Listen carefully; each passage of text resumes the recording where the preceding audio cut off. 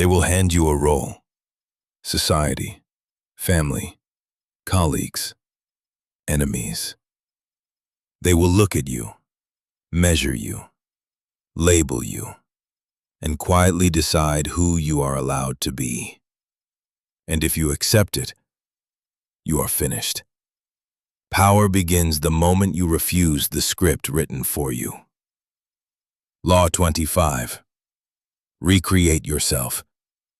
Do not accept the role society forces upon you. Forge a new identity, one that commands attention, one that never bores the audience, one that belongs to you.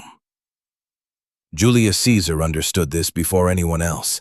He did not wait for Rome to define him. He staged himself. As a young official, he flooded the city with spectacle: wild beast hunts, gladiator battles, theatrical contests. He paid from his own pocket. Why? Because he wasn't buying entertainment. He was buying identity. To the masses, Caesar became more than a politician. He became drama, excitement, grandeur.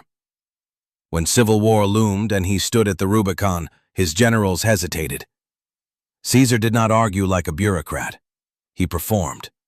He pointed to a sign, raised the tension, spoke the immortal words, "The die is cast."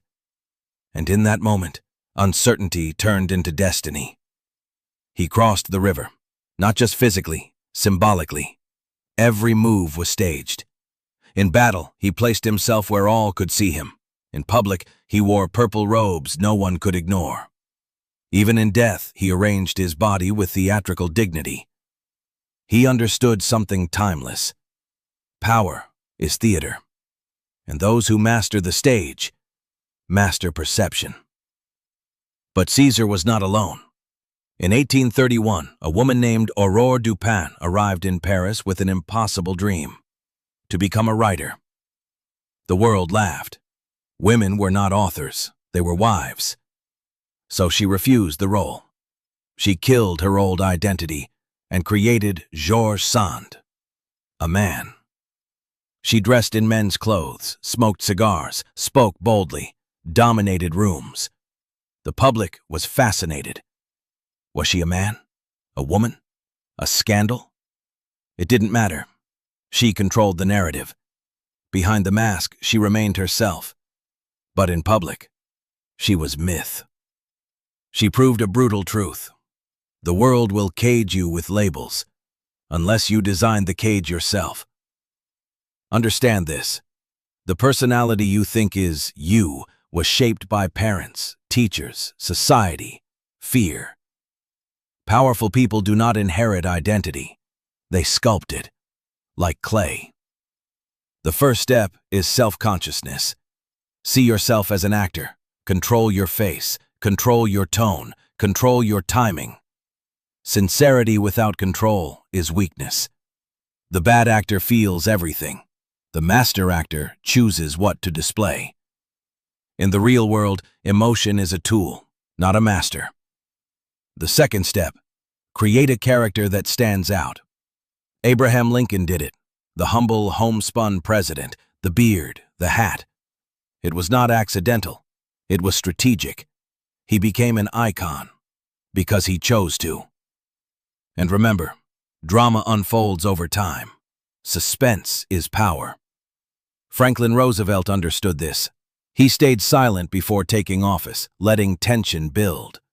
Then, in his first days, bold action, rapid decisions, a storm of change. Contrast, timing, impact. Never reveal everything at once. Unfold yourself strategically. There are tools for this art: the dramatic gesture, the unforgettable entrance. Cleopatra arrived rolled inside a carpet before Caesar. Imagine that first impression. Or the controlled stillness of an actor who moves less but commands more. Presence is not noise. It is intention. And above all, be Proteus, adaptable, fluid, unpredictable. To the serious, be serious. To the bold, be bold. To the intellectual, be scholarly. What cannot be grasped cannot be consumed. When others try to define you, change. When they think they understand you, evolve. When they expect predictability, surprise them. Your new identity is armor. It protects you, because it is not your raw self exposed to attack. It is crafted, designed, intentional. You can put it on, you can take it off, but the world will respond to it. And that response is power. There is no reversal to this law. Bad theater is bad power, but good theater, good self-creation, turns life into a stage where you write the script. Do not drift into the role given to you. Do not become background. Do not let others cast you. Recreate yourself. Command attention. Control perception. Enlarge your presence. Because in the end, the most powerful person in the room is not the strongest, not the richest, but the one who understands that identity is a performance and chooses to direct it.